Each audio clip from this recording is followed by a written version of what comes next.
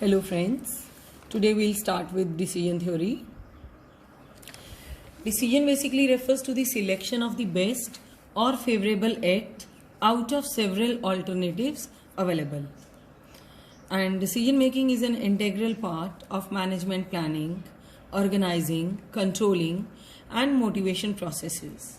The decision maker selects one strategy or the course of action over others depending on some criteria. It can be utility, sales, cost or rate of return or whatever problems he is facing, and accordingly that person has to decide. So decision theory provides a framework within which we may explain how and why particular choices are made. The statistical decision theory, also known as Bayesian decision theory, refers to an optional choice under conditions of uncertainty. It reveals the logical structure of a problem into alternative action, states of nature, possible outcomes, and likely payoffs from each outcome. Decision making is suitable for a wide range of management decisions, including product and service design, equipment selection, location planning, capacity planning, product mix, credit policies, and so on. These are the various types of decisions. It could be strategic decisions, administrative decisions, or the operating decisions. When we are talking about the strategic decisions, we are concerned with the external environment of the organization.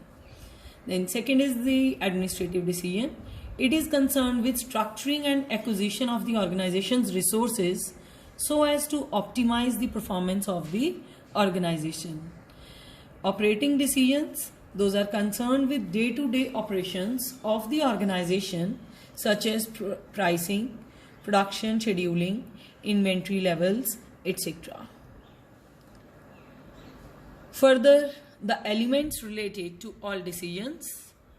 First, goals to be achieved, that is the objectives which the decision maker wants to achieve by his actions. That should be clear beforehand. Only on that basis we can take the decision. Then the decision maker. It refers to an individual or an organization, the person who is actually going to take the decision. Then the courses of action. These are also called acts or decision alternatives. They are under the control of the decision maker. Then are the events or states of nature. These are exhaustive list of possible future events. Decision maker has no direct control over the occurrence of particular event. Only the probability is to be forecasted. Then the preference or value system.